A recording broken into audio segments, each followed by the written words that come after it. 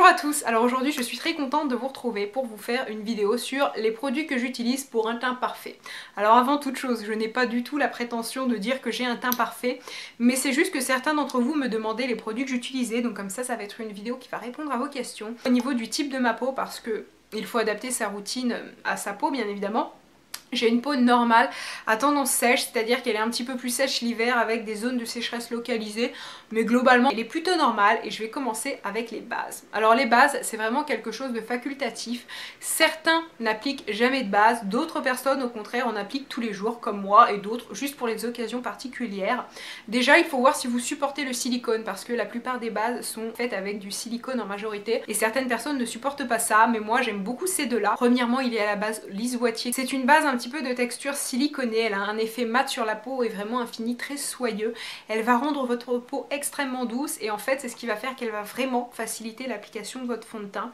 Vous pouvez appliquer n'importe quel fond de teint, même un fond de teint qui est un petit peu pâteux et assez difficile à étaler. Avec ça, ça va aller tout seul. Donc c'est pour ça que je l'utilise moi presque de façon quotidienne et elle ne marque pas les zones un petit peu sèches. Certaines bases, et c'est le problème de celles-ci, peuvent avoir cet effet là, mais celle-ci pas du tout. La base va faire comme une première couche sur votre peau et après vous allez appliquer votre fond de teint. Et le problème en général lorsqu'on a des pores apparents, c'est que le fond de teint a tendance à se glisser sous les pores. Or là, comme vous avez une base, comme une surface de protection si vous voulez, eh bien le fond de teint ne va pas venir accentuer vos pores, donc c'est en ça que je trouve qu'elle peut être efficace pour les pores apparents. Et pour la deuxième base, c'est celle-ci, donc c'est la Stay Flawless de Benefit, donc c'est une base de 15 heures.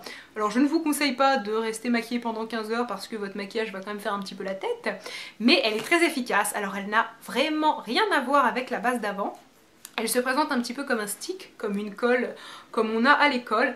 Elle n'a aucune odeur et elle va laisser un aspect très curieux sur votre peau, c'est-à-dire que vous venez l'appliquer comme ça, vous étalez assez grossièrement le produit, vous appliquez tout de suite votre fond de teint et vous allez voir, donc entre le moment où vous appliquez votre fond de teint et le moment où vous avez la base, que ça laisse la peau un petit peu collante. Alors c'est un petit peu ragoûtant comme ça fait penser à une peau qui est un petit peu transpirée, qui est toute moite, donc c'est pas terrible, mais en fait non, c'est tout à fait normal.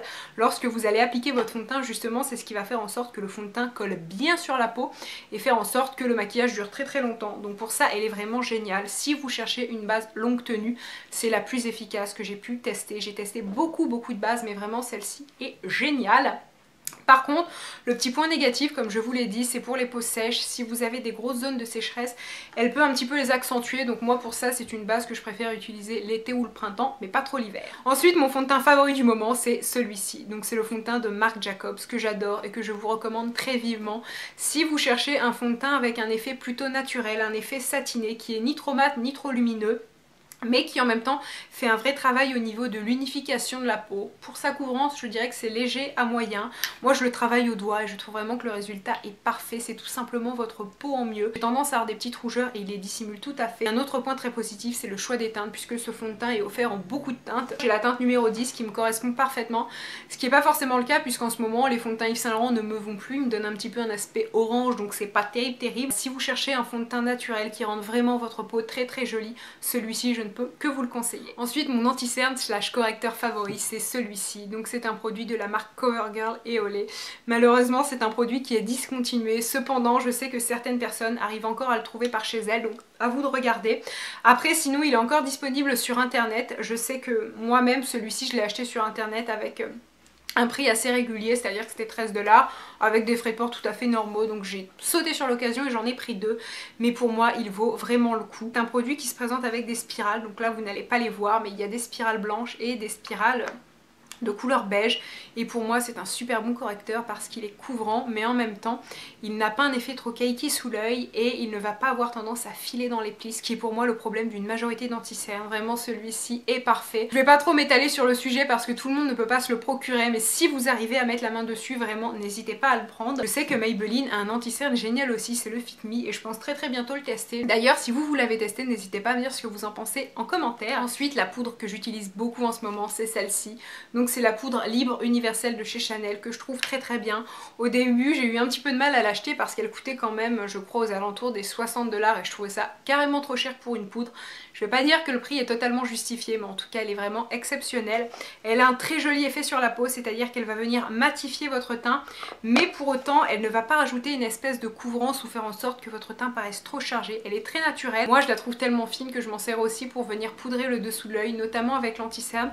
Certaines poudres peuvent donner un aspect un petit peu terne, ce qui est pas très joli. Celle-ci n'a pas du tout ce problème. Donc si vous cherchez une poudre libre très efficace et qui surtout donne un aspect très naturel à votre teint, je vous conseille vraiment celle-là. En ce qui concerne la poudre compacte, j'aime beaucoup appliquer celle-ci. Donc c'est la poudre dernière touche confort de chez Je Mets, parce qu'elle apporte comme une couvrance supplémentaire, donc à la différence de la Chanel, mais c'est vraiment une couvrance un petit peu veloutée. C'est un aspect très joli sur la peau. Après il est clair qu'il faut aimer les aspects un petit peu peau poudrée, mais si c'est votre cas, je peux vous assurer que celle-ci est très jolie et surtout elle n'est pas du tout desséchante. J'ai eu certaines poudres qui avaient tendance un petit peu à accentuer les zones de sécheresse, celle-ci c'est vraiment pas son cas. Elle a une odeur très agréable, donc je peux vraiment vous la recommander. Pour finir, j'étais obligée de vous parler d'un blush et je vais vous parler de celui-ci.